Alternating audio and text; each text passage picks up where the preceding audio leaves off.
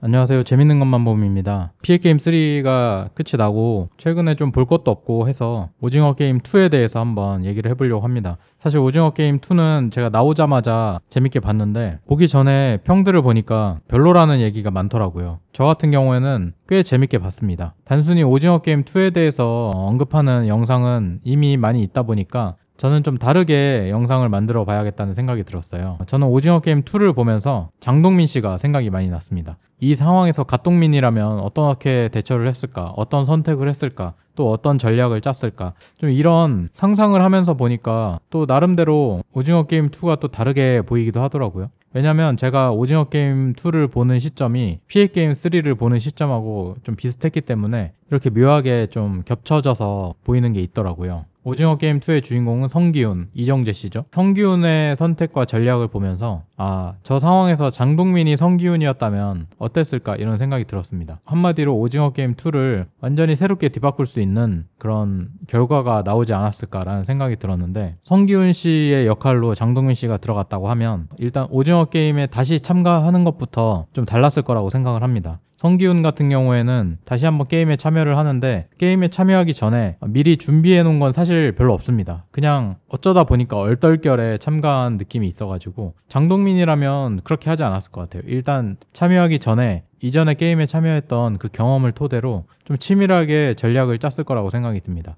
여기서부터 좀 차이점이 있을 거라고 보는데, 갓동민 같은 경우에는 어떤 게임을 하든지 허투루 하지 않죠. 그렇기 때문에 다시 이 게임에 참여한다고 했을 때 기존의 경험을 바탕으로 치밀하게 전략을 세우는 것부터 시작했을 거라고 생각합니다. 그런 다음에 이제 게임에 들어가고 나서는 성기훈 같은 경우에는 본인의 정체를 감추고 있다가 무궁화 꽃이 피었습니다 게임할 때 정체를 밝히잖아요. 얼음 하면서 이 게임에 대해서 뭔가 알고 있다는 태도를 보이잖아요. 만약에 장동민 씨였다면 무궁화 꽃이 피었습니다 게임을 하기 전에 먼저 그 게임 참가자들에게 본인의 정체를 밝히고 이러이러한 게임이 시작될 거고 우리는 이러이러하게 대응을 해야 한다, 이런 식으로 먼저 뭔가 방법을 찾았을 것 같아요. 그냥 게임에 들어가서 지금 당장 목숨이 오고 가는 상황에서 얼음 하면서 나만 믿으세요 이런 식으로 하기보다는 먼저 사전에 정보를 전달해서 그 참가자들에게 신뢰를 얻는 것부터 시작을 했을 거라고 생각이 듭니다. 사람들이 성기훈의 말을 믿을지 말지 뭐 이런 문제도 있긴 한데 갓동민이라면 그걸 믿을 수 있도록 뭔가 방법을 찾았을 것 같아요. 물론 이제 제가 말씀드리는 건 사실 장동민의 방법이라기보다는 제가 생각한 방법이기 때문에 오히려 갓동민은 또 다른 더 좋은 전략을 세울 수도 있다고 생각을 합니다. 뭐가 됐든 성기훈처럼 게임에 들어가서 갑작스럽게 얼음 하면서 내 말대로 따라야 여기서 살아날 수 있다, 이런 식으로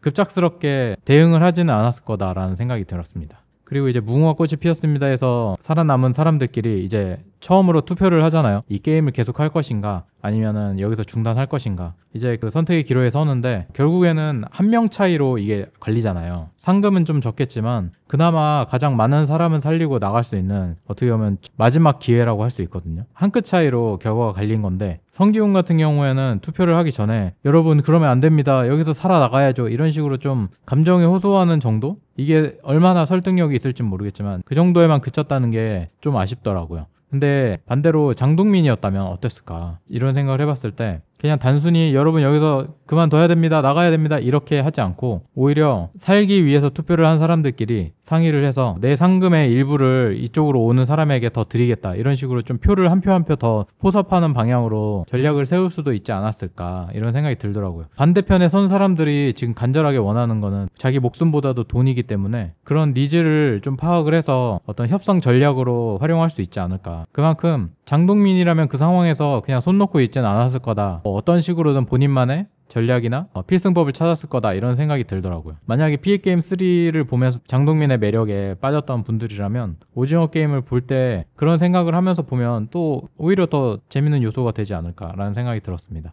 그래서 마지막에 어떻게 보면 성기훈이 총을 들고 반격을 하게 되는데 사실 장동민이었다면 이 상황에서도 무모하게 대처하진 않았을 거다, 이런 생각이 들더라고요. 너무 제가 장동민 씨에 대해서 과대평가를 하고 또 그런 너무 신으로서 보는 게 아닌가 이런 생각을 할 수도 있긴 한데, 사실 PA게임에서 보였던 장동민 씨의 모습은 정말 갓동민 그 자체였기 때문에 안 보신 분들이라면 왜 이렇게 오바해 라고 생각하실 수 있겠지만 보신 분들이라면 아마 제가 이런 얘기를 하는 이유를 공감을 하시지 않을까 생각을 해봅니다. 어쨌든 저도 뭐 진지하게 얘기를 한다기보다는 오징어 게임 2에 갓동민이 나온다면 어땠을까 이런 재밌는 상상, 스토리에 대해서 한번 얘기를 해봤는데 어떻게 들으셨는지 모르겠습니다. 저는 다음 영상에서도 또 재밌고 흥미로운 이야기로 찾아뵐 수 있도록 노력하겠습니다. 항상 봐주셔서 감사합니다.